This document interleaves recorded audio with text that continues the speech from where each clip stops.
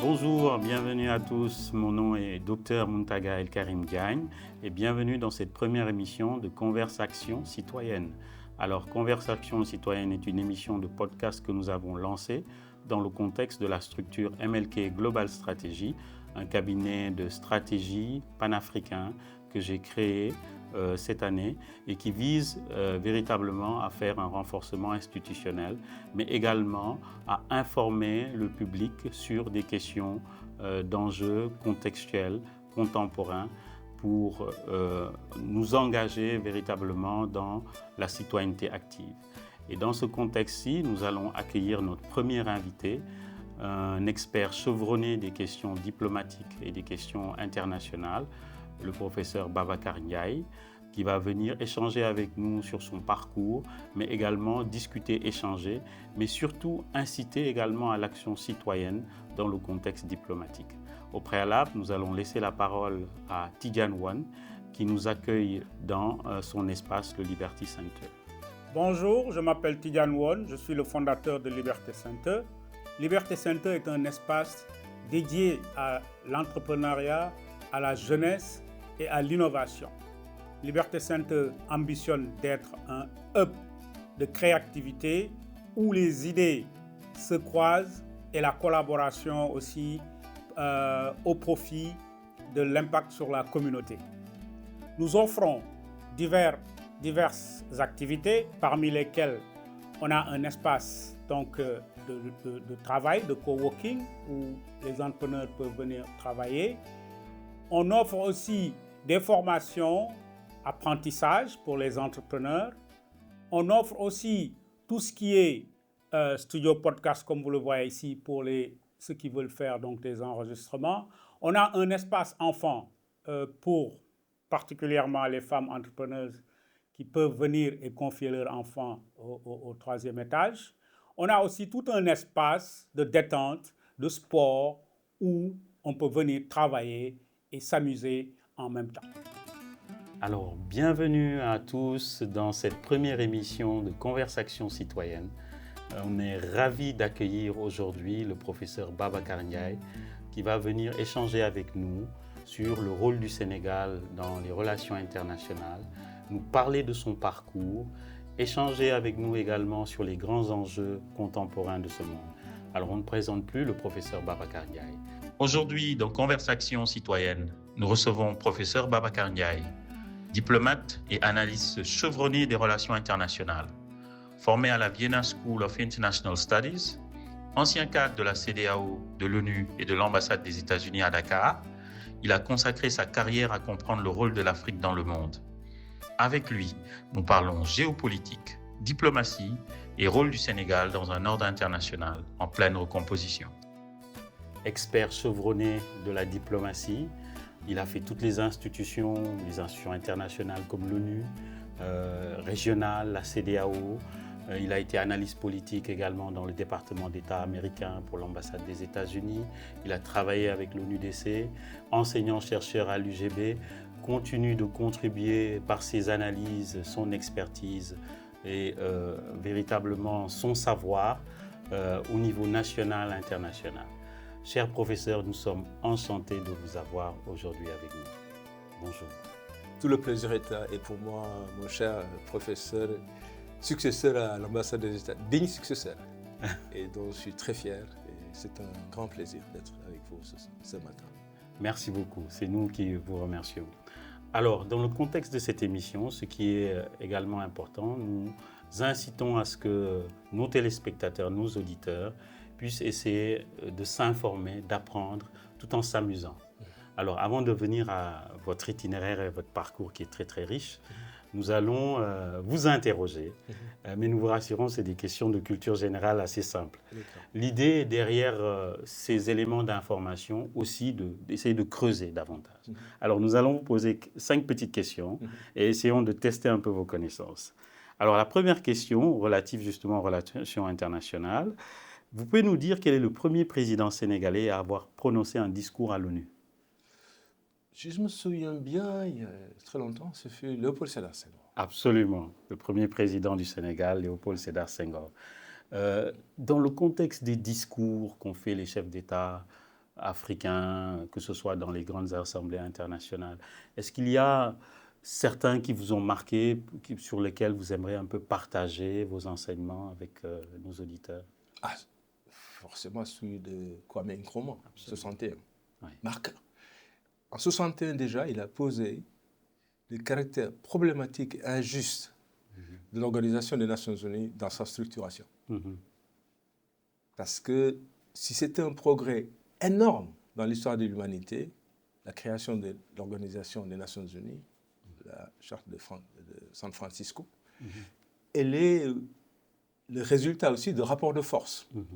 Et tout ordre international, on le sait depuis Kissinger, est un ordre, et Gramsci surtout, imposé par le groupe dominant qui est plus tard approprié par les classes dominantes, la société civile. Et donc l'ONU, c'est un progrès de l'humanité. On n'a pas encore trouvé une organisation multilatérale aussi importante, aussi décisive que l'ONU, mais elle est fondée sur une injustice radicale qui était liée au rapport de force. Et dans son discours-là, Nkrumah a salué de l'organisation, la création, un nouvel ordre mondial fondé sur le multilatéralisme, souveraineté égale de tous les États, l'égalité, la démocratie pour tous, la souveraineté des États et des citoyens, mais en même temps, il avait fustigé l'absence de l'Afrique au Conseil de sécurité et l'injustice d'avoir un droit de veto. Si nous sommes tous égaux, pourquoi est-ce qu'il y ait des gens plus égaux que les autres? Et donc, en 1960, et c'est pour ça que ça m'amuse,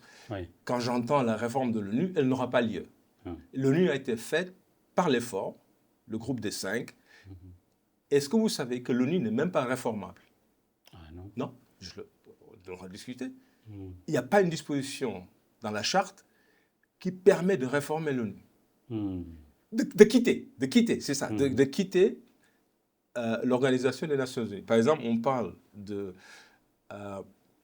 retrait des États-Unis. Il est impossible de quitter il n'y a pas une clause qui permet de quitter l'Organisation des Nations Unies. Il y avait même des mesures de sanctions prévues pour les États récalcitrants qui seraient tentés de quitter l'ONU parce que c'était un ordre international de sécurité collective où tous étaient liés par la charte pour qu'il n'y ait plus de désordre dans le monde. Dans le monde. Mais pourtant, c'est plutôt le Japon qui a été exclu de la SDN dans le contexte de son agression. Exactement. Mais après, l'ONU a été la successeur de l'ONU avec un nouvel ordre, une nouvelle architecture qui a tiré toutes les leçons de l'échec de la SDN. Et vous voyez que ça a été discuté un jour, un journaliste m'avait interrogé. Je dis cette question, M. Biden, à la fin de son mandat, où il n'avait rien fait pour l'Afrique, et où il voit les Chinois, après le sommet de la FOCAC, avec Xi Jinping qui faisait des propositions extraordinaires sur tous les domaines de la coopération et qui a pris en compte toutes les critiques occidentales sur l'absence d'intervention de la Chine, sur l'industrialisation, le déséquilibre du commerce, qui est un problème aussi avec la Chine. Absolument. Il a fait beaucoup de propositions qui répondaient aux critiques, alors que M. Biden n'avait plus beaucoup de solutions et il nous sort le serpent de mer le rôle de l'Afrique au Conseil de sécurité. Qui sait que c'est qu'on a jeté comme un os aux Africains qui vont se partager, mais il n'y aura pas pour moi, à mon avis, et l'empirisme nous prouvera le contraire, quand est-ce qu'on va faire une réforme du Conseil de sécurité et qui permettra à l'Afrique d'avoir un droit de veto ou d'éliminer le droit de veto. Ça fait une excellente transition avec la deuxième question que nous voulons vous poser, parce que ça concerne le Sénégal et l'Afrique.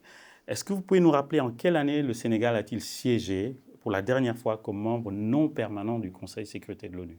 Je me sens bien, 2018. Un peu très proche. 2016-2017, c'est exactement ça. Les 2 ans, exactement. Oui. Je me souviens, ils ont même présidé, je crois, à Molava, Tchernia, qui était à l'époque, je crois, représentant. Absolument. Ça revient avec l'idée un peu que vous évoquiez, avec certains qui ont ce rapport de force-là, donc droit de veto, qui sont des membres permanents, et d'autres qui sont des membres non permanents, où il y a une certaine rotation. Et dans ce rôle-là, est-ce que vous pensez que l'Afrique, comme vous dites, n'aura pas peut-être beaucoup plus de poids, mais est-ce que une pression peut se faire à ce niveau pour qu'il y ait une rotation beaucoup plus pérenne de certains de ses membres les plus influents? Sur les membres non permanents. Sur le non permanent, c'est bon, c'est une élection tournante entre les blocs continentaux. Je crois que l'enjeu ne se trouve pas tellement dans la représentation parmi les non-permanents où on peut poser l'agenda africain, le pousser, et parce que l'Afrique occupe plus de 60%, ou même 70% de l'agenda du Conseil de sécurité. C'est là où il y a la zone d'instabilité. Et l'Afrique n'a pas véritablement voix. Parce que si on n'a pas un droit de veto, et c'est combien 54 pays, c'est le plus grand bloc au sein de l'ONU. 27% des votes. C'est le seul bloc dans le monde. Et qui n'est pas présent. Et dans tous les sujets, c'est des sujets africains, parmi lesquels ne sont pas créés par les Africains, même s'ils ont une responsabilité, et ils n'ont pas le droit de veto. Quand l'Europe est surreprésentée avec l'Angleterre et la France, au nom de quoi? Au nom de quoi? La France, on le dit, c'était un droit de veto de courtoisie. Bon, parce que les vrais gagnants de la guerre mondiale, c'était les États-Unis et l'Angleterre. Et donc, mais ce bloc-là, même la France va soutenir la réforme, mais sachant que elle n'aura pas lieu. Donc, c'est des promesses qui ne coûtent absolument rien. Et les Africains doivent être conscients des enjeux et se prendre très au sérieux pour qu'on ne le jette pas comme ça, des petits os. Et évidemment, ils vont se chamailler et qui va être cité au Conseil de sécurité déjà. Voilà, les rivalités interafricaines, ça les divise, alors qu'il n'y a pas une volonté de réformer ce Conseil de sécurité, qui est injuste, même si l'ONU reste la seule organisation multilatérale où les problèmes du monde sont débattus de manière plus ou moins sur une base égale. Donc, l'Assemblée générale. Il est indispensable. Et à ce niveau, il y a plusieurs autres agences spécialisées également de l'ONU qui agissent. Et ça nous amène à notre troisième question. Quel diplomate sénégalais a dirigé l'UNESCO pendant plus d'une décennie? Tonton Mokhtar Mbow, le diplomate, l'homme politique, l'enseignant, primordial, je dirais. C'est un homme exceptionnel. Et un visionnaire. La vision qu'il avait du nouvel ordre de l'information, il y a je ne sais pas combien d'années. C'est ce que nous vivons aujourd'hui. Le monopole de l'information par des groupes restreints, oligopoles, combinés à maintenant, de plus en plus maintenant, des forces d'argent. À l'époque même, c'était du journalisme qui voulait contrôler l'opinion, les idées. Aujourd'hui, c'est le grand capital qui truste aussi les moyens d'information. C'est un danger pour l'équilibre du monde, pour la liberté et la pluralité des idées, des civilisations et des idées dans le monde. Et il l'avait déjà vu, c'est pour ça que les Américains, qui étaient toujours, le groupe qui est le dominant dans un ordre, ne veut jamais la réforme de cet ordre, la remise en cause. Donc, comme le disait Gramsci, l'hégémonie et la contre-hégémonie, et Mokhtar Mbow représentait la contre-hégémonie, et on lui a fait vraiment, cette cabale qui lui a permis de sortir. Mais c'est un homme, pour moi, c'est l'un des hommes politiques sénégalais, africains, les plus marquants, par l'éthique aussi, la non-corruption, le sens de l'intérêt général, la passion de l'éducation pour tous de qualité et la culture. La base de tout, c'est un homme exceptionnel. Je crois qu'on lui a rendu hommage bien mérité, tonton Mama Amadou Mokhtar. Et les jeunes devraient beaucoup plus s'en inspirer. Absolument. Alors, on va parler maintenant d'une organisation. Bon, je vous lance un peu déjà la réponse, mais je suis certain que vous l'avez. Quelle organisation sous-régionale a été créée en 1975 par le traité de Lagos pour favoriser l'intégration ouest-africaine? CEDEAO, l'organisation fondamentale, l'organisation sous-régionale la meilleure en Afrique, un modèle, quelles que soient ses faiblesses, et n'en déplaise à de nombreux détracteurs qui critiquent l'organisation dont ils ne connaissent pas du tout le fonctionnement et le bien. S'il n'y avait pas la CEDEAO, ce n'est pas seulement la gestion de la paix et de la sécurité, c'est la libre circulation des biens et des personnes, le droit d'établissement, une carte d'identité de Praia à Lagos, sans entrave, de commerce, des cadres politiques, tout, la gestion de l'électricité dans un réseau unique qui permet le Mali qui était en crise, recevait son électricité de la Côte d'Ivoire. Voilà, l'interconnexion, les systèmes éducatifs harmonisés, une économie douanière, une union douanière avec le travail. Maintenant, il y a des faiblesses, beaucoup de faiblesses, mais ce n'est pas l'organisation en tant que telle qui est le problème, c'est les États membres eux-mêmes qui ne sont pas encore des États totalement constitués, totalement démocratiques, qui respectent les droits. Et donc, l'organisation ne peut être que le reflet de l'ensemble des faiblesses de ces États membres. Voilà. Vous comparez l'Union européenne et la CEDEAO. L'Union européenne, c'était un club de pays démocratiques, avec un ticket d'entrée. Si vous n'êtes pas démocrate, vous restez en dehors. Si vous faites des coups d'État, vous n'êtes pas membre. Si vous réformez, comme la Grèce, la Turquie, qui étaient des États fascistes, ils ont dû se réformer. L'Union européenne, donc, a été une force d'influence pour démocratiser et elle fonctionne. Alors que nous, on est parti dans un club où tout est membre et à partir du moment où on essaie de démocratiser, c'est ça qui fait le défi. Ça n'empêche pas qu'on doit continuer à travailler. Sans la CEDEAO, nous sommes tous morts comme en 1884. Balkanisation, division, et ils vont nous dominer et piller nos ressources qui sont énormes. Absolument. Et dont l'avenir du monde dépend aujourd'hui pour la transition énergétique. Vous avez parlé de la CEDEAO, il y a aussi une autre organisation régionale. Quelle capitale africaine abrite le siège de l'Union africaine? Addis Abeba. Addis Abeba. Premier pays d'Africain fondamental, jamais colonisé, qui a résisté à l'impérialisme italien. Avec ses armes fabriquées elles-mêmes. D'où aussi l'importance de l'autonomie en matière de défense. Je cite rarement De Gaulle, général français, héros français, mais pour nous c'est autre chose. Il disait que l'État, la raison d'être d'un État, c'est la défense. Un État qui n'a pas de capacité de défense n'a pas une raison d'être, parce qu'il sera mangé, éliminé, dominé par les autres dans un monde qui est un monde de loups. Homo homini lupus, on disait comme Hobbes, dans les relations internationales, tous les États sont des prédateurs. Absolument. S'ils n'ont pas en face une force capable de répondre à leurs menaces. Alors c'est très significatif parce que ça nous permet d'avoir une bonne compréhension également, en fait, non seulement d'un point de vue idéologique, mais également des faiblesses que nos États africains ont eu à avoir depuis le départ. Et c'est dans ce registre-là qu'on se rend compte que véritablement pour postuler à une sécurité collective, il faut réellement en fait une volonté politique, il faut un ancrage institutionnel assez fort et il faut également des peuples qui puissent réellement supporter cet aspect institutionnel. Alors nous voici à la fin de notre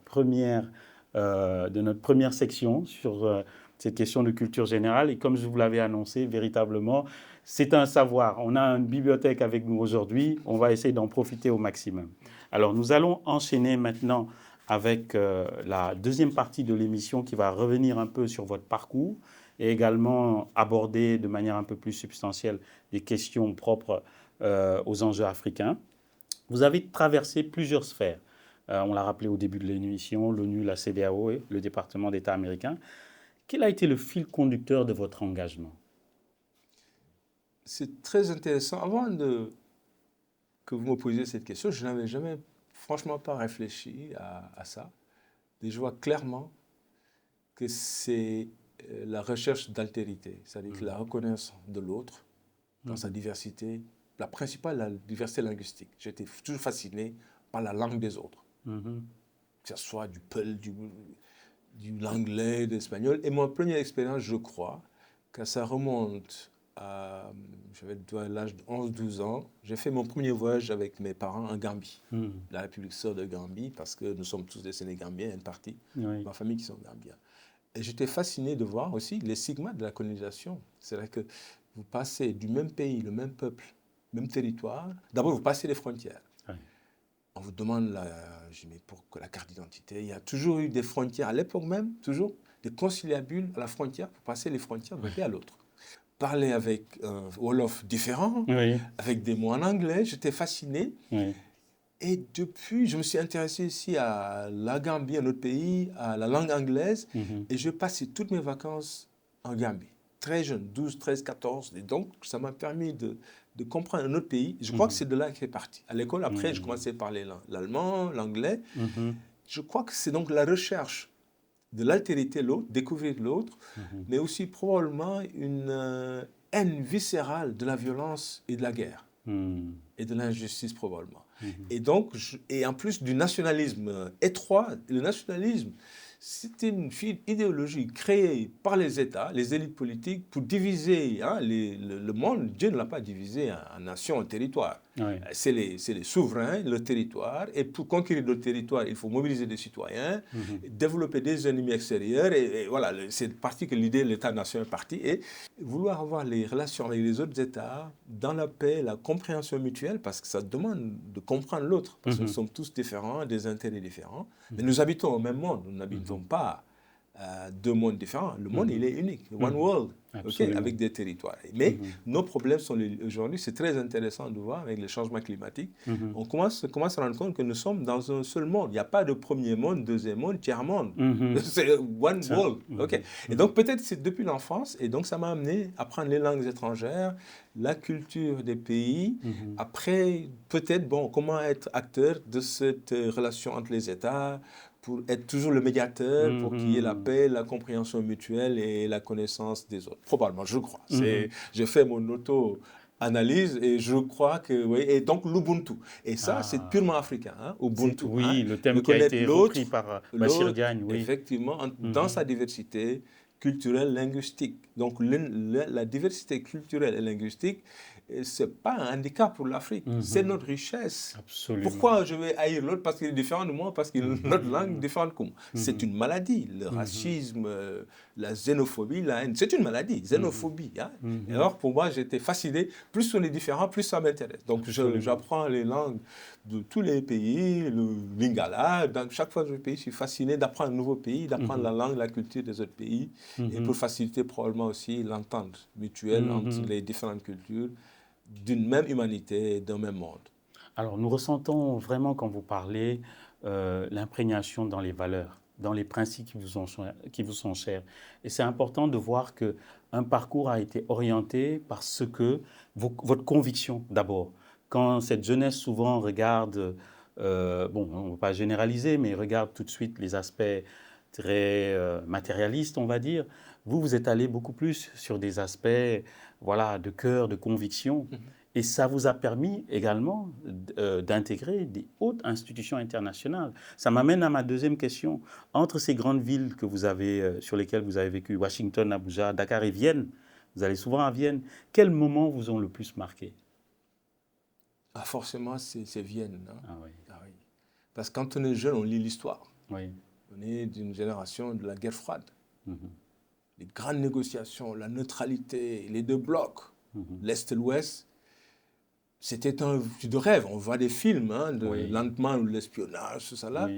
Donc avoir la chance d'aller dans cette ville, d'étudier, en plus la chance d'étudier dans la première école où on a enseigné la diplomatie au moins, 1754, je l'ai appris sur place. Quand j'arrive, je vois le bâtiment, c'est d'une rue à l'autre, c'est-à-dire que du terminus jusqu'à IPG. C'était le palais d'hiver de l'impératrice Maria Theresa qui a régné du XVIe et XVIIe siècle. C'est elle qui a créé l'Académie diplomatique de Vienne parce que il formait les généraux des pays des Balkans parce qu'ils étaient en permanence en guerre, l'Empire autriche-hongrois, Hongrie, et la diplomatie, on verra dans les détails. À l'époque, c'était juste les questions d'expansion. Les ambitions personnelles du monarque souverain à conquérir d'autres territoires. Et donc, elle faisait beaucoup de guerres avec les pays du Balkan. Et elle a créé l'école pour que les généraux de l'Empire austro-hongrois et les généraux des pays ennemis apprennent à négocier la paix après la guerre. Donc, c'était l'école d'Académie orientale. Les uniformes, c'était les uniformes de généraux à l'école. Donc, quand je suis arrivé là, j'étais fasciné. J'imagine, ils arrivaient des uniformes. Incroyable. C'était l'école, et puis d'apprendre que c'est Henry Kissinger qui a créé le programme, qui a été enseignant pendant des années, qui des secrétaires généraux comme Kurt Waldheim, c'est des diplômés de l'école. C'était, on vous montre. Et on nous a aussi, c'était impressionnant. Et de voir notre premier jour à l'école, le lundi, l'après-midi, on était allé signer au palais de Hofburg. Tous les accords internationaux ont été signés à Vienne. Au palais de Hofburg, c'était les anciens palais impériaux. C'est là où notre première sortie, c'était le jour de la signature de la Convention de l'ONU sur les drogues, la Convention de 89. C'était impressionnant en tant que jeune et diplomate, et de voir aussi que le faste et tout le solennel, ça allait avec ce métier, c'était fascinant. L'aspect protocolaire aussi. Oui, extraordinaire. Donc on apprend aussi les détails. Mais le moment le plus important de ma vie à Vienne, c'était en 1989, la chute du mur de Berlin. Ça vous a trouvé à Vienne? À Vienne. Extraordinaire. Ce qui est extraordinaire, en novembre 1989, en avril 1989, nous avons fait notre première visite à Berlin. On allait chaque année à Berlin parce que la question principale à l'époque, c'était jusqu'à quand le mur va tenir. On avait vu les fissures à bas bruit, que le mur allait tomber. Tous les chercheurs, les pandits, comme on dit en anglais, avaient des... Alors, on avait la réunion à Berlin et pour nous former, on est allé par la route. Avec un ami marocain, un ambassadeur actuellement au Maroc, un autre ami français, l'Union européenne, et une amie autrichienne qui était aussi ambassadrice. On a fait Prague, on a passé la nuit. J'ai découvert la beauté de cette ville sous communiste. Tout manquait et c'est le seul endroit où je me suis senti riche. Parce qu'avec les shillings autrichiens qu'on avait, on échange au marché noir, sous le communisme. Et on pouvait vivre dans les grands palaces parce que personne n'avait d'argent pour aller dans les palaces. Donc, après, on est passé à la RDA, l'Allemagne de l'Est, pour aller à Berlin-Ouest et de constater, c'est là où justement, c'est qu'ils parlent de communisme et de libéralisme. Quand on voit le peuple est-allemand et le peuple allemand de l'Ouest, le même peuple, en l'espace de 40 ans, le niveau d'arriération, même physique, des Allemands de l'Est, par rapport à l'Allemagne fédérale, il n'y a plus de nécessité de faire la corrélation entre ce qui fait la différence. C'est le système politique de liberté. Alors, le débat, c'était sur jusqu'à quand le colloque, le mur va tenir.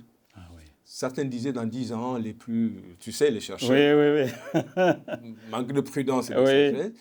En avril. En novembre, la fissure a eu lieu. On a vu les premiers arrivants des Allemands de l'Est arriver à Vienne, accueillis par la... Comme des migrants qui affluaient.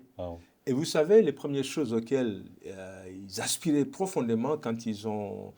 J'ai appris récemment tout le système, pourquoi ils sont arrivés à Vienne et non pas ailleurs. Voilà, ils sont passés à Budapest, tout est organisé avec la Stasi, voilà, et Vienne. C'était les oranges. Ils étaient fascinés de trouver des oranges. Pour dire... Le système communiste aussi, c'était extraordinaire. La misère, la privation. L'orange, ils étaient fascinés de voir ils avaient des coopératives où il n'y avait rien. Voilà. C'était collectif, mais il n'y a rien. Alors voilà, de voir la disponibilité, la nourriture, les orientations, c'était extraordinaire. Mais c'était un moment extraordinaire, de bouleversement, d'un monde qui changeait, d'une rupture radicale. Avoir vécu ça, c'était extraordinaire. Puis voir l'évolution, comment ça a été bien géré aussi. C'est une transition aussi majestueuse comme la magistrale. Comment la gérer dans la paix, c'était extraordinaire. C'était extraordinaire. Et ça vous a peut-être inspiré par la suite pour vraiment prendre une carrière vers la diplomatie. Exactement. Au gré des bouleversements. Des bouleversements, exactement. Comprendre les dynamiques. Les accompagner, les expliquer. Qu'est-ce qui se passe? Parce qu'il y a tous les phénomènes, c'est des phénomènes sociopolitiques. Et il y a des clés aussi d'interprétation et des leçons à apprendre du passé. Et sur ça, en fait, c'est intéressant ce qu'on s'est dit. Dès que la guerre d'Ukraine a déclenché, l'agression russe, nommons le nom, ce n'est pas une opération spéciale. C'est un pays qui viole l'intégrité territoriale d'un pays, quelle que soit la justification, au plan international. J'ai dit, mais en fait, pourquoi la solution, ils n'ont pas appliqué, alors qu'ils ont appliqué à l'Autriche? Pourquoi l'Autriche est un pays neutre? Parce que l'Autriche, c'est le tampon entre les deux blocs. OK. Et dans deux blocs antagoniques, violents, avec des ambitions violentes et follement armés. Le niveau d'armement dans les deux blocs, c'est de la folie. Par là, c'est de la folie, les bombes, l'argent. Et donc, pour que l'Autriche retrouve son indépendance, sa souveraineté, il a fallu la neutraliser. C'est aussi simple. L'Ukraine doit être un pays neutre entre les deux blocs. Tant qu'il y a des blocs hostiles, avec des leaders des deux côtés, avec des ambitions, après avoir détruit l'autre pays, je ne sais pas ce que vous allez faire. Vous mettez des bombes à regardez l'exemple du Japon. Je dis, mais est-ce qu'on va retourner à l'humanité de regarder quel est le sens de la vie et du pouvoir? Détruire, j'ai entendu récemment un président américain qu'il va détruire le Nigeria, weapons ablaze, comme une jouissance, mais pathologique, de la violence, de la destruction de notre humain, de l'altérité, ce que je dis sur l'altérité. Tout être humain a sa même valeur. La mort de quel être humain, je crois c'est Aimé Césaire qui disait, il se retrouve dans la mort et la violence de tout être humain sur Terre, il la sent. Et donc, la neutralité, c'était la solution trouvée. Mais on a permis à l'Autriche, c'était un grand pays de diplomatie, de négocier les conditions de sa neutralité. Elle n'a pas été neutralisée. Elle a déclaré elle-même sa neutralité permanente. C'est des questions de politique internationale, mais ça a permis à l'Autriche d'être un pays neutre, tampon entre les deux zones, d'un pays de médiation, un pays de paix. Et c'est ça qu'on va finir. On aurait pu passer par là jusqu'à ce qu'il change cette idée d'alliance. Les idées d'alliance, l'histoire nous l'a montré, c'est très, très dangereux, les alliances, au lieu d'avoir une sécurité collective. Donc, c'était important de vivre ça en Autriche, c'était assez édifiant. Excellent. Alors, ça nous permet de passer à la deuxième partie de l'émission, dans laquelle nous allons revenir un peu sur les questions de multilatéralisme, mais également aborder les questions africaines.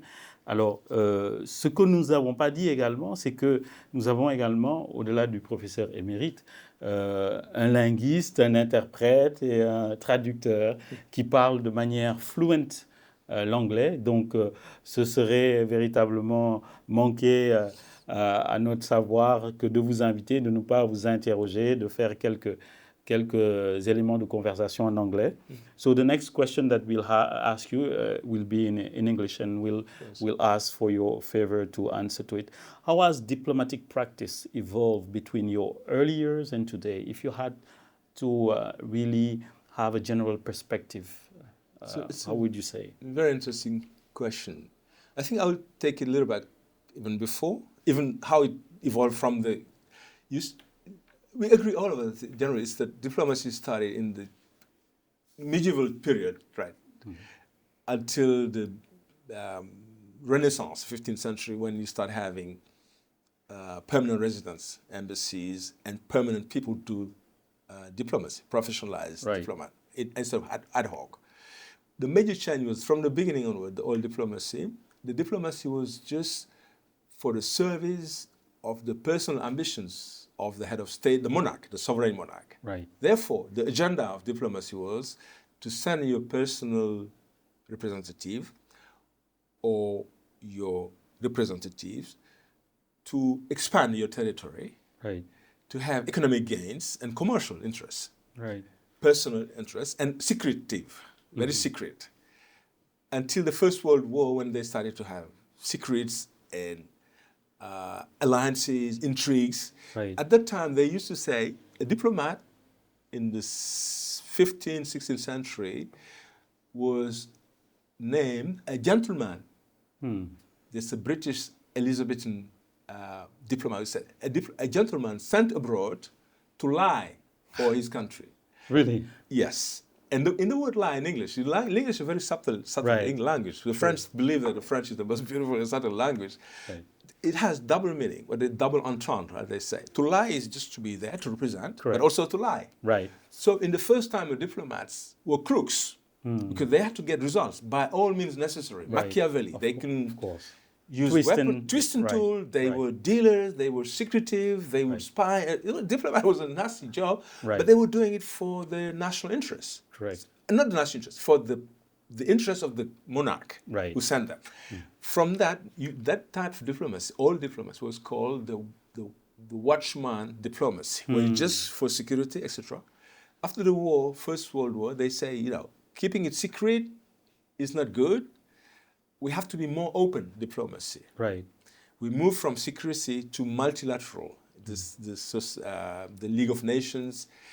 We start to have also the agenda also start changing from the interests of the monarch, expansion, imperialism, economic interests, to welfare. You start discussing about issues that go beyond security, so like the telecommunication, economic cooperation, etc. The agenda changed, the structure, which is state or monarch to monarch, now becomes state and state. Now you move from the interests of the monarch to national interests with nation states. From individual to collective. Collective, etc. And then it changed, less secretive, more new actors with civil society, with scientists. It changes also the type of person who would be diplomats. At the beginning, it's autocracy. It's a aristocratic, elitist, selected from a special group of people in society. Now we have more you have experts. Right. So you democratize also the recruitment and the type of people who go into foreign diplomat. I see. And then it moved from there, the Second World War, multilateral and more complex issues also on the agenda. You're moving from education, for example, UNESCO, education, health as global. They're moving from narrow national interest to global complex issues. Right. But the major change now is the introduction of technology and the more complex issues like health diplomacy. Now you have digital diplomacy, science. So you have new skills that you need, new type of experts, and a new way of doing diplomacy with more and more civil society people who have control. Because now in diplomacy, it goes also, I think, with this national system of democracy, with more accountability. You cannot go and do whatever you want secretly among the heads of state. It's in the public space. The issues they discuss also involve more actors. Therefore, it is more difficult to keep it secret. Right, of so course. We left secrecy to more transparency, more areas of expertise, and more issues that are more and more global, where instead of advancing your national interests, you see issues that are common to all humanity, like climate change. Like now we're having this climate. If you go to a conference like this, Belém now, in Brazil, you would see professional diplomats like me and you with international law, etc. But you have more engineers, IT people, international artificial intelligence people, etc. Private entities as well. Private entities, exactly. Playing more and more role, very influential. Some of them, in some areas, they are more influential than governments. If you look at the oil lobby, they will regulate the world. Like now, you look at the regulation of internet and the techs, like Elon Musk and those guys, they dictate the agenda at the international level. So it's no longer state-centric. It's a society-wide centered with different agendas, techniques, and more transparency. That's the major change. And the way, for example, I remember when I started in 1994, I had a typewriter in the office. We had computers, but I used to type, some labels. Now it'll be, I think it'd be a museum's item to see a typewriter in the office, where with the cables you codified and everything goes to email, shorter. You had to dispatch some information before, but now if something happened today, the president clicks and knows what's happening. So you need also now new types of skills, not necessarily reporting, but someone who understands better the society, to see the nuances, to sift information from misinformation, disinformation. It's a more complex, but at the end of the day, the diplomat will always be needed on the ground to have the skills, the knowledge of the terrain, the cultural interpretation. Fundamental need. Fundamental need that, you can use all the technology, but it's all human beings, but it's completely changed with the agenda has changed, the area of expertise necessary is changed, the ways of doing it is changed. More and more public diplomacy, where the public, it was state-to-state diplomacy. And West Africa, in that perspective, how do you see West Africa? Unfortunately, we are very weak in that area in terms of structure. The weakness of Africa, Gramsci talked about I think most of this Canadian guy was I think Robert Cox, that moved from Gramsci's analysis of local politics to international system. He had the theory of the order is set by the most powerful, this power politics. Once you have facts on the ground, you find new regulations for the fact they already have on the ground. And you impose to the group. And he was talking about now the need for emancipation for weaker countries to advance the agenda and bring new rules of the game. But that implies also knowledge and expertise, finance, and resources, which we don't have. I think most of us African countries, we just do ad hoc policy. We don't have a strategy. We copy from colonial masters' way of doing business. We repeat. That's a weakness. We need to, in a world that is more and more transactional, more and more complex, and the issues on the table are much more complex and more harder to solve. So we need a new skills for diplomacy, a new way of training diplomacy and equipping it. most of them you see a few new technology in the diplomatic services. Mhm. They use, so we still just undergo, the international order. We try to survive instead of being able to set our agenda. Our own perspective. Ask any African country, what is your U.S. policy? Or what is Africa's European policy, Right. EU policy? Senegal, what is Senegalese French Right. policy toward France? Right. Have we ever studied what is the politics in France? Right. Are we specialists of Senegal, except literature and those countries Yeah, who know what in is general. the culture, ideology, the strategy the French are doing, the Russians, etc. We just undergo, and we're the subject of foreign policy rather than we are actors. Absolutely. And I we see. react and we survive. We develop our strategy of development economics. We're trying to survive and Right. attracting investment, etc., rather than having our own agenda. Agenda. And that's the time now, I think, for Africa Absolutely. to have His own agenda. its own agenda with the qualified professional. It's not also Right. diplomacy is a very serious job, bro. And subtle, right? It is. It's not a thing you like. I can remember one president saying, even my driver can be an ambassador. He's damn wrong. He doesn't know what the job involves. Right, right. I mean, that's why we were weaker, because on the other side, you have highly trained people, experienced, with a lot of support from different services. You sit with a guy who has no clue about his job. He's just Right. there to represent the political party, or I don't know. How can you put a militant of a party to be a consul? Right. I mean, the consul, I'm serious, the most technical job in an embassy is the consular. Consular, that's true. I mean, and it's not politicized. You depoliticize your foreign policy, Right. your foreign service. You Right. don't politicize your military. Correct. And your military, your diplomacy is the civilian peacemaking part of your national foreign policy, of your power. Right. They lack the military. In the US, you go, the diplomat and the general go together. Everybody with their own training, but they interconnected with the economic sectors. So this is it's not a perk. You give a friend to travel Yeah. abroad. Right. Some of the issues are in the neighborhood, Right. in the Gambia, in our close neighborhood. So we need to be, Skillful. if you're going to be serious, and selective. and to be not taken advantage of in the Right. global scene, we need a better trained skills workforce, better resource, and better coordinated and better thought that includes all the experts in the country, in any given country, because you just don't need diplomats.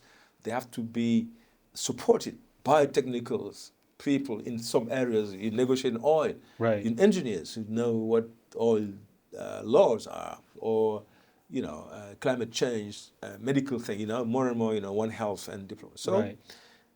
and then you have to reform your training and put money on the training, on the people, the younger generation of people who are skilled, Absolutely. but they're not used in their foreign policies. Right. And you use just political people, People. and that results also in the level of performance of our foreign policy. Ça nous fait une excellente transition pour la dernière partie de l'émission. On serait enchanté à vous écouter tellement on sent le savoir. Mais on aimerait peut-être revenir un peu plus, puisque dans le début de l'émission, on parlait de conversation citoyenne. Donc, quelques conseils avisés pour l'engagement citoyen que vous pouvez nous donner par rapport aux jeunes qui aspirent à représenter leur pays à l'international. Quels profils et compétences sont nécessaires, mais également votre lecture du rôle du Sénégal dans les relations internationales. Quel positionnement devrait avoir le Sénégal pour être beaucoup plus, comme vous avez dit, influent sur la scène internationale? Pour les jeunes, la principale compétence, c'est des compétences interpersonnelles fortes. C'est-à-dire, il faut être intelligence émotionnelle, pouvoir écouter l'autre, reconnaître l'autre, respect mutuel, se faire respecter soi-même, la tenue, le savoir-vivre, et capable de traiter avec le monde entier. C'est ça le job du diplomate, c'est parler avec le monde entier pour négocier et par le dialogue résoudre les problèmes pour éviter la guerre. C'est ça la fonction du diplomate. Donc, quelqu'un qui veut faire la paix, c'est pas quelqu'un de violent, c'est pas quelqu'un d'insolent, c'est pas quelqu'un d'inculte. Et donc ça, pour moi, c'est l'une des premières des qualités personnelles. Et la communication, savoir l'écoute. On nous enseigne à l'académie que c'est des Metternich, l'un des anciens, que le diplomate, il ne se fâche jamais. Qu'est-ce qu'il fait? Il prend des notes. Donc il écoute très bien ce qu'il dit. Il prend des notes et il rapporte à son souverain ou son président. Donc, il faut le calme quand il y a la tempête. Quand j'entends certains diplomates de certains pays qui s'enflamment, je dis, mais les diplomates, ce n'est pas pour faire la guerre. Laissez-les ça aux militaires. Ils le font et ils le font même pas bien aujourd'hui. La guerre ne sert à rien. Il n'y a aucune guerre qui est gagnée. Et le diplomate, c'est lui qui va la tempérer, amener la conciliation, la modération, la culture générale. Donc, il faut être curieux de tout. La géopolitique, tout est géopolitique. Même ce qu'on mange dans un pays, la culture, la littérature, tout, il faut une culture générale. Et ça amène à l'ouverture aussi, au Ubuntu. Quand tu renformes dans sa culture, son identité, on va aller être dans son pays. Voilà. Et donc, il y a ça, les compétences linguistiques, forcément. Et le plus important pour moi, c'est les facultés d'analyse. Ah oui. La finesse de l'analyse. Sur des problèmes complexes, quand tout le monde crie, les loups, machin, quelqu'un qui est du recul, qui analyse très bien les causalités, les finalités et l'intelligence et même la rationalité. Parce que les décisions en foreign policy, elles doivent être rationnelles, pas émotionnelles. Absolument. Voilà.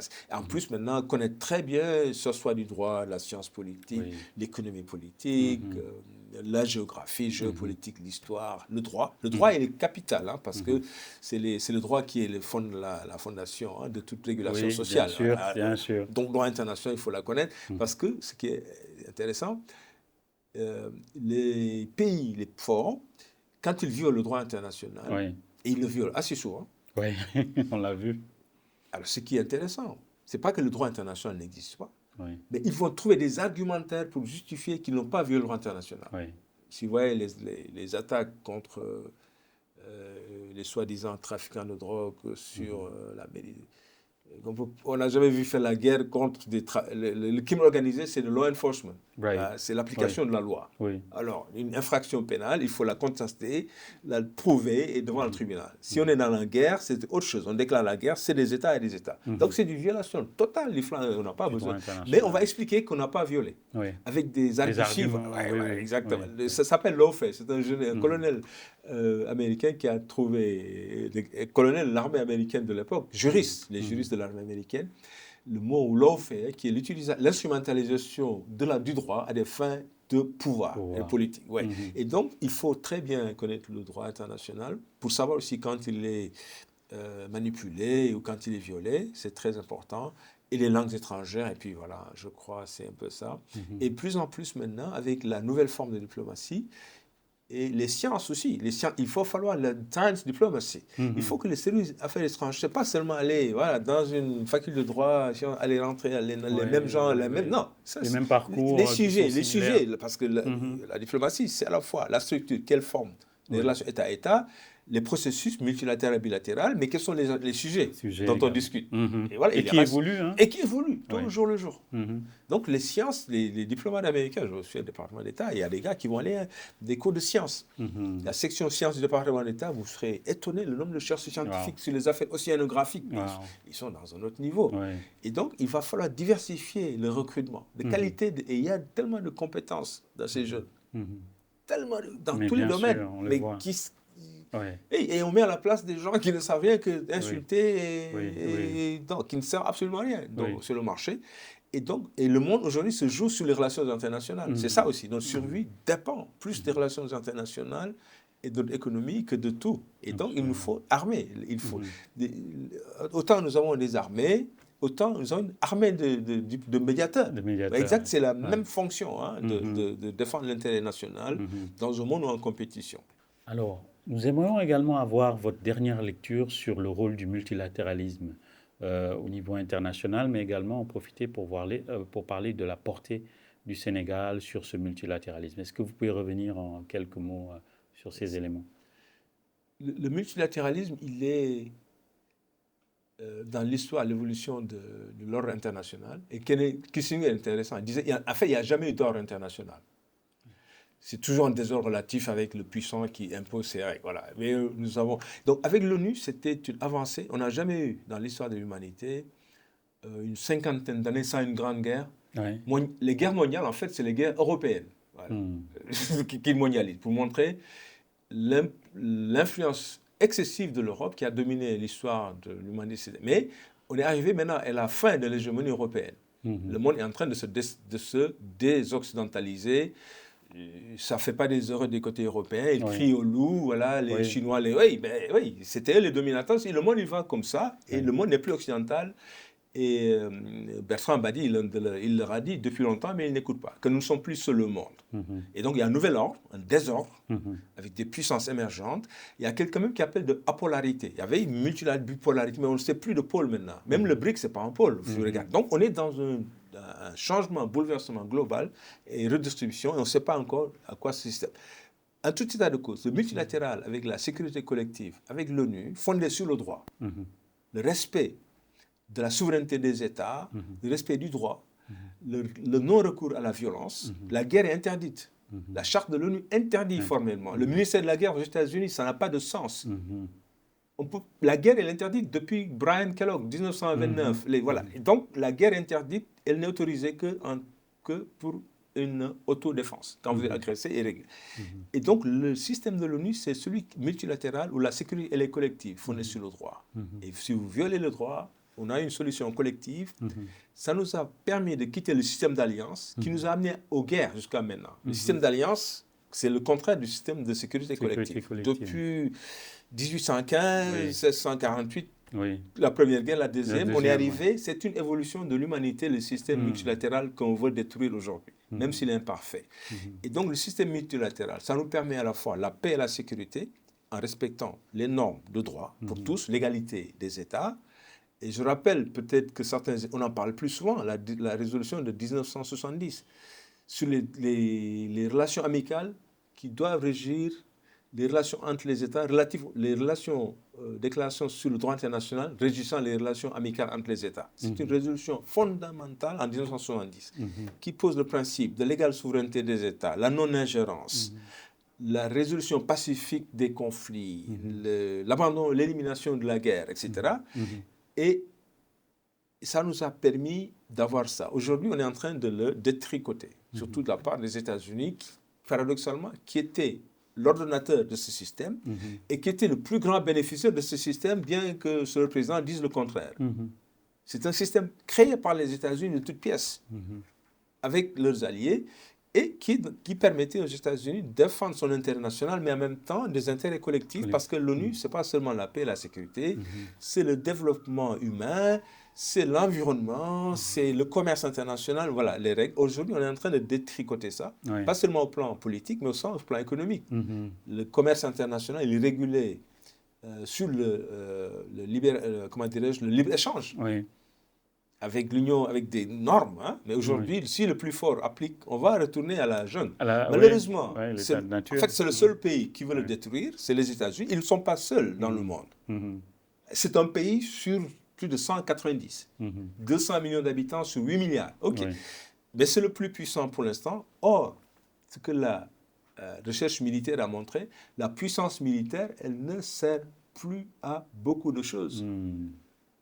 Les dernières grandes guerres, c'est les petits pays qui ont vaincu depuis le Vietnam, la France battue par l'Algérie, les États-Unis battus par les talibans, les gueux de l'Afghanistan, ils ont fui.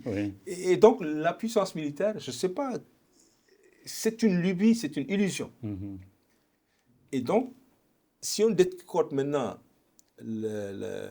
l'ordre économique, qui va avoir des influences sur la guerre, s'il n'y a pas une distribution égalitaire des ressources dans le monde, il n'y aura pas de paix. Donc c'est une illusion de croire que je prends tout. Ça, c'est comme si on n'a rien appris de l'histoire du mercantilisme. Et donc c'était une avancée, hein, même si elle n'est pas parfaite, le multilatéralisme. On est en train de le remettre en cause. Mais je suis certain qu'il y a d'autres puissances, hein, même les Chinois, ils sont dans le multilatéralisme. Paradoxalement, les Chinois sont plus protecteurs de l'ordre aujourd'hui actuel qui n'était pas forcément à leur faveur, parce que le FMI, les autres branches du système, c'est eux, les Occidentaux et le dollar qui... Mais si vous regardez la rhétorique chinoise, s'inscrit carrément dans le respect de la charte de l'ONU. La souveraineté des États, un bien collectif, le progrès économique pour tous, au lieu de dire les États-Unis seuls, la Chine. Voilà, même si c'est de la rhétorique, c'est vers ça qu'il faut aller, une solidarité internationale sur des problèmes qui nous concernent, comme je le répète. C'était ça l'idéal de l'ONU. C'est un idéal universaliste un peu. Les droits de l'homme pour tous, la liberté, l'indépendance et la démocratie dans les États. Et une solidarité des forts vers les plus faibles pour qu'il y ait plus d'équilibre, qui est la condition de la paix. Et ce que disait Kofi Annan dans l'Assemblée générale de 2005, qui est devenu un texte à peu près fondateur, qui est que c'est la paix, ce sera quand les gens seront à l'abri de la peur, la guerre, mais aussi du besoin, dans un monde durable. Les trois éléments de l'équilibre du monde. Ça est indépassable. Si quelqu'un peut trouver cette vision plus humaniste, plus rationnelle, qu'il me le dise. Mais si c'est du chacun pour soi, ça nous ramène dans l'état de nature que Hobbes. Donc, ce n'est pas intelligent, ce n'est pas durable et ça n'a pas de sens. Donc, le multilatéralisme reste, pour l'instant, la seule voie qui permet un monde plus ou moins équilibré. Il n'y aura jamais un monde de paix perpétuelle, c'est une vision philosophique de Kant, mais au moins des équilibres plus ou moins relatifs avec le minimum de violence collective et le maximum de progrès pour l'ensemble de l'humanité avec des valeurs communes pour autant que ce peut, et surtout la protection d'un environnement qui est... Donc la menace géopolitique, c'est plus les courses aux armes nucléaires au moment où le réchauffement climatique va nous faire le monde inhabitable pour nous tous.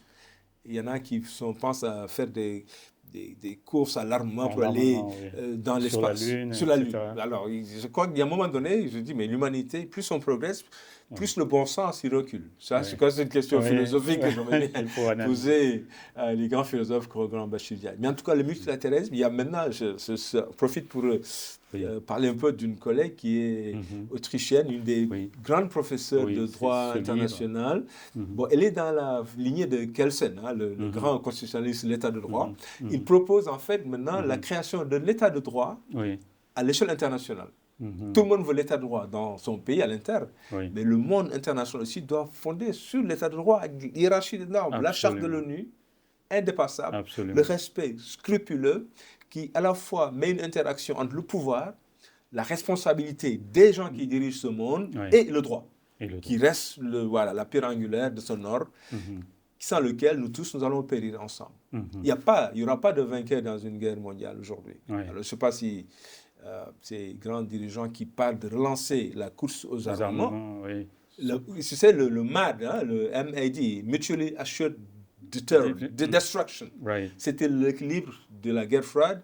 De tous ces dirigeants qui nous dirigent, puissants et qui sont prêts à utiliser la violence, ils ont trouvé que l'équilibre du terreur, c'est le concept MAD. Nous sommes sûrs de nous détruire mutuellement. Alors à ce moment-là, est-ce qu'il ne fait pas plus intelligent de faire le désarmement et de penser à autre chose qui fasse du progrès pour l'humanité, avec des choses moins chères. Beaucoup plus, et beaucoup plus tangibles. Beaucoup tangibles, voilà, c'était un grand plaisir. C'est extraordinaire. On ne se tarit pas de vous écouter, on vous écoutera, mais malheureusement, nous sommes venus au terme de notre émission. Et pour nous, ça a été un réel plaisir de vous entendre, échanger avec nous sur ces questions d'enjeux qui sont chers aux Africains, mais également à la communauté internationale. Vous avez rappelé l'importance en fait des valeurs et des principes qui permettent cette coexistence pacifique-là. Vous avez également identifié les menaces, et les menaces qui passent également par ce rapport de force, cet état de nature qui revient encore une fois, l'importance du multilatéralisme qu'il faut sauvegarder, le message chez les jeunes, le message qui est ancré dans ces valeurs personnelles. Donc, avant de dire au revoir à nos téléspectateurs et nos auditeurs, nous aimerions peut-être en un mot, si vous aviez un message à lancer, un principe qui vous caractérise ou véritablement un message d'esprit de paix, en une phrase, qu'est-ce que ce serait? Donc, dëgg ak jàmm, et c'est deux différents ñaar yooyu suñ ko boole dëgg dëggantaan waxuma di ay dëgg yu taxasu dëggantaan te dëgg ko dégg xam ko ku dégg dëgg xam lii dëgg ak ñeme ko et mooy indi jàmm te jàmm amul lenn lu gën jàmm. or yeeg jamaa yaa amul benn njëriñ. te amulee jàmm. or léegi nag loolu moom diplomate loolu tax mu baax parce que diplomate moom mooy ñoom ñuy dox ci yoonu wut jàmm et wàññi musiba ak jéyee. moom mooy liggéeyu diplomate. koo xam ne ci waxtaan ak diisoo problème bu am ci àddina parce que nit. àddina yàlla moo bind nit ak problème ba àddina di tukki. nit ak problème ñooy kii mais problème nag am na solution yu intelligente yoo xam ne xel lay laaj. ak yoo xam ne doole. dëgg la jëriñoo sa xel. pour xool ay pexe. boo gën a jafe jël gànnaay bu am doole ne tuy mu dee. dëgg la et ñun fa la ñu amee parce que soo reyee ba pare ki nga rey wàññi nga humanité xam nga. dëgg la. jàq nga ay pour ban sens loolu pour man daal mooy jàmm. mais aussi dëgg. et ak aussi empathie mooy yërmande ci nit. yàlla mi ñu yërëm ñuy jul xam nga moo ñu yërëm. alors ñun nit ñun amuñu yërmande suñu mbokku julli suñu mbokku nit. ci même rab. ci nature. yërmande la ay garab gooy dagg doo xool lan la. est-ce que yaa ko fa saxal. est-ce que xam nga impact am bi mu am ci yow mooy daal pour man yërmande boobu daal ak dëgg. dëgg moom mooy lu am solo ci suñu àddina bi fi mu toll nii. loolu laaj fi mu toll. di la gërëm mbokk yi dégg ngeen ko amoon mbégte dalal kàngam bi professeur Babacar Ndiaye mu ñëw waxtaan ñu pendant plus d'une heure toog na waxtaan ñu si wàllum diplomatie jàngat neen ak moom lan la Sénégal waroon def gis neen tamit relations internationales yi nu mu nekkee mais vraiment nous vous remercions d'avoir assisté à cette émission et pour nous ça a été un réel plaisir de pouvoir au travers de ces analyses d'avoir des enseignements, mais également l'incitation à l'action citoyenne, que au travers véritablement d'une meilleure compréhension des enjeux qui concernent l'Afrique, mais également les relations internationales. Donc nous vous donnons rendez-vous à une prochaine émission où avec un autre expert, une autre experte, nous allons également aller en profondeur pour encore une fois cette même finalité, cette volonté d'apprendre, de lire, de comprendre pour mieux agir. Nous vous remercions.